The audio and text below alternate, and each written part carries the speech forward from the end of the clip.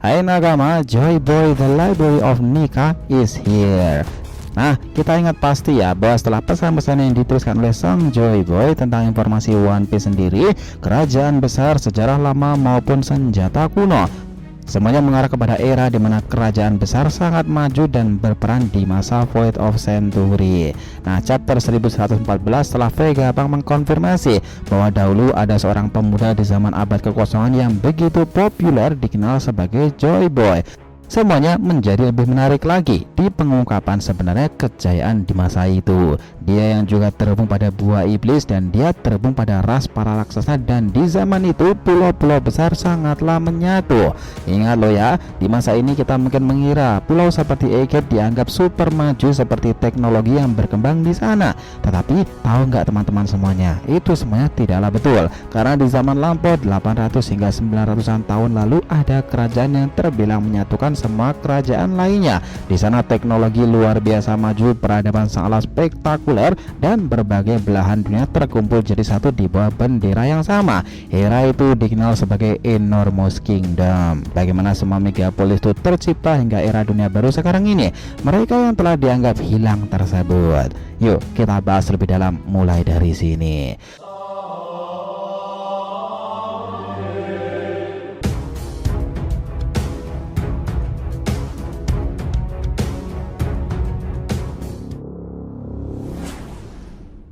Namun sebelum masuk pembahasan, jangan lupa untuk like video ini ya nakama. Ya, sebagai bentuk support kalian semuanya untuk channel ini kedepannya agar terus berkembang dan berpetualang bersama Nika sang Joy Boy ini.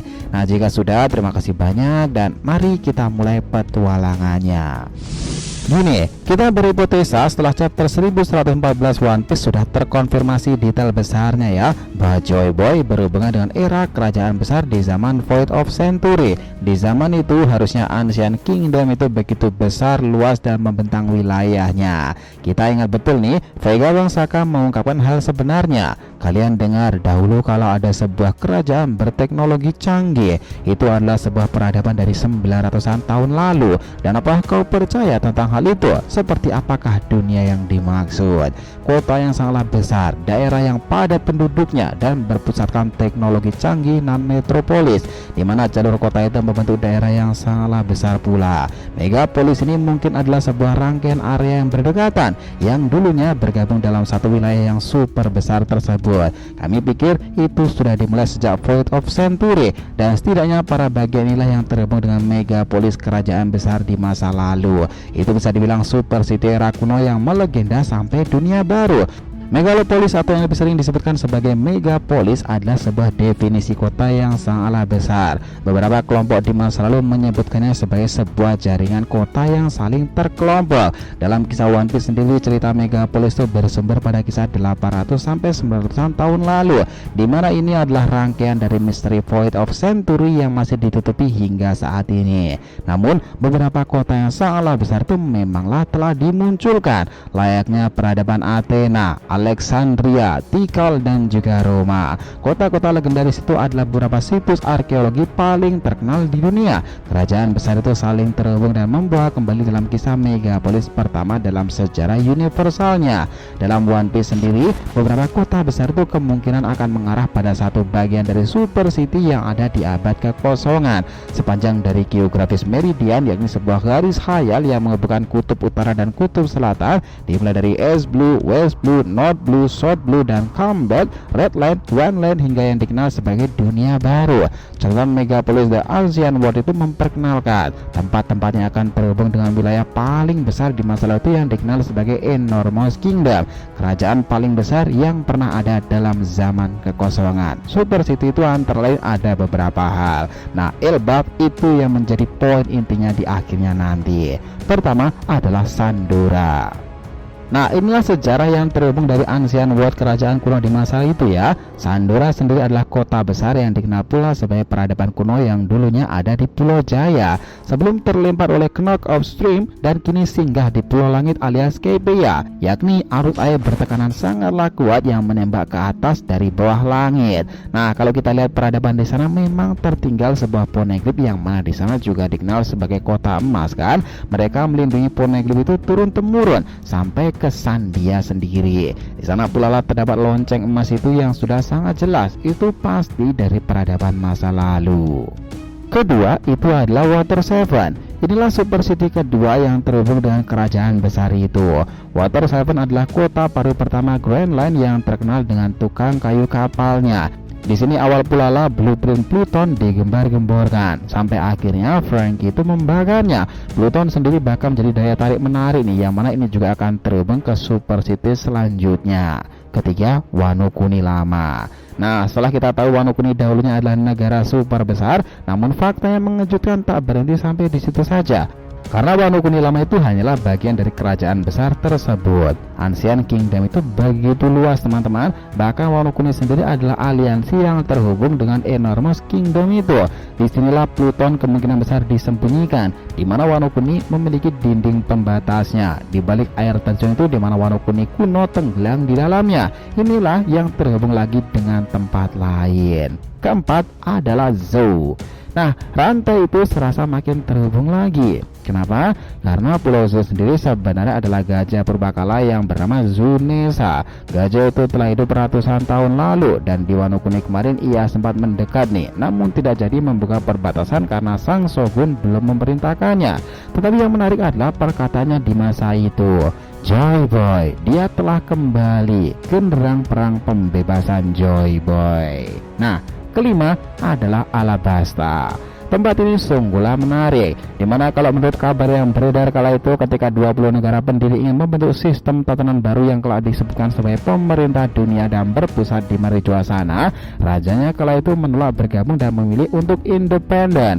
Nah, raja itu adalah Nefertari Lili yang misterius. Tempat ini begitu menarik karena awal mula Pluton sebenarnya disebutkan dari sini loh, dimana di tempat ini pun mafia besar seperti Baroque World berhasil menginvasi dan mencari harta sejarah yang hilang di sana. Dan kalian ingat pula, Nico Robin adalah salah satu bagiannya, dimana pemimpin mafia itu adalah orang yang menciptakan Ghost Guild sekarang ini, Sir Crocodile. Nah, keenam, kerajaan Ryugu. Disinilah misteri tentang pesan permintaan maaf dari seorang di masa lalu bernama Joy Boy itu ditinggalkan. Ia meminta maaf karena belum bisa memenuhi semua janjinya untuk membangun kembali Noah. Pulau manusia ikan memang jadi daya tarik menarik karena di sini tempat yang mungkin sudah ada sejak abad kekosongan ya. Dari tempat ini yang seringkali menjadi diskriminasi jika penduduknya naik ke atas permukaan. Bahkan sosok seperti Nika dan Joy Boy sampai memiliki misi yang sama, yakni menghapus segala diskriminasi agar mereka itu juga bisa menjadi bagian yang harmonis di bawah sinar matahari yang sama tanpa adanya perbedaan ras dan yang lainnya. Kerajaan Ryugu sendiri memang sangat misterius, di mana di sana terdapat Poneglyph dan juga Poseidon, di mana Putri Shirahoshi adalah transformasi dari Ancient Weapon itu yang malah sudah diketahui. Nah, di mana juga yang memerintah nih para Seking itu akan segera membantunya. Kita tahu Ancient Weapon berhubungan dengan kerajaan besar di era yang kuno itu kan.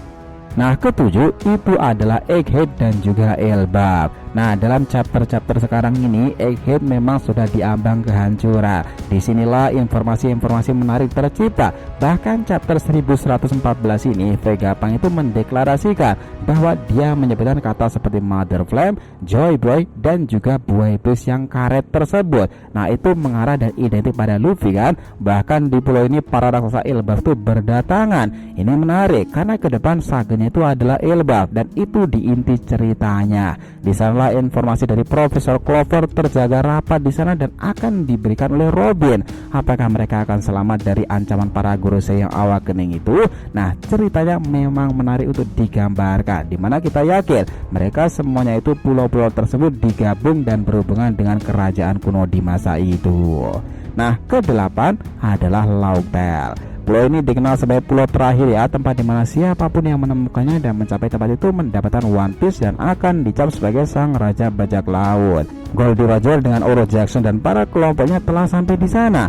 Mereka lah yang tahu serta mempelajari tentang kebenaran-kebenaran abad kekosongan tersebut. Tempat itu yang paling misterius dari yang lainnya nih. Dan konon pesan-pesan dari Joy Boy juga ditinggalkan di pulau tersebut. Di era ini Rayleigh yang mengatakan secara terang-terangan yang tahu tentang rahasia di pulau itu nih. Apa yang disembunyikan oleh pemerintahan dunia sendiri? Kala itu bahkan Welly menawarkan untuk memberitahu tentang abad kekosongan itu kepada Nico Robin, namun dia menolaknya dan menuntut agar dia sendiri bersama kapten dan para krunya mengetahui dengan mata kepala mereka sendiri, lalu membuat keputusan setelah itu. Kita pasti juga tahu ya bahwa abad kekosongan itu adalah jarak sepanjang abad dalam catatan dan sejarah arkeologis, tempat di mana penelitian yang dilarang oleh pemerintah dunia sendiri, di mana kerajaan dan peristiwa besar itu terjadi di 900 hingga 800-an tahun yang lalu sebelum era saat ini loh. Nah, di sanalah terdapat sebuah kota besar dan teknologi super canggih yang maju itu, seperti apa yang dikatakan Dr. Vega Wangsaka. Saya pikir itu merujuk ke tempat itu, yakni Enormous Kingdom. Tempat itu membentang sangat luas dan sangatlah besar, sehingga serasa seperti megapolis lama yang memiliki jaringan dan terhubung ke beberapa bagian super city. Nah, tempat-tempat yang kita sebutkan tadi itu bisa dianggap sebagai bagian atau bahkan paling masuk akal adalah aliansi dari kerajaan besar di masa lalu ya. Meskipun kebenaran pastinya itu belum diungkapkan besar tentang kerajaan kuno yang ada di abad kekosongan itu, tetapi tempat-tempat seperti Wano, Egghead, Elbaf masuk dalam kategori ini jika daerah itu terhubung dengan sebuah sejarah kerajaan besar di masa tersebut. Enormous Kingdom is a big super city in ancient world. Nah, warisan saking besarnya itu membentang luas dari berbagai kerajaan. Pulau-pulau juga membentang di sana yang menjadi pionir sistem terkuat dalam megacity di masa lalu. Di era di zaman yang sangatlah maju, void of century, abad kekosongan. Lalu apakah mereka berada di Elbaf itu nanti segalanya akan semakin memperdalam jaringan super city tersebut hingga dunia baru sekarang ini? Nantikan selengkapnya hanya di catatan perpustakaan Nika. Sepakat nakama? Terima kasih banyak ya telah mengikuti cerita ini sampai akhir. Jika kalian punya pendapat langsung aja komentar di bawah nih dan kita akan usahakan respon, oke? Sampai jumpa di video selanjutnya nakama, dan Joy Boy Sang Nika telah kembali ke peradaban One Piece.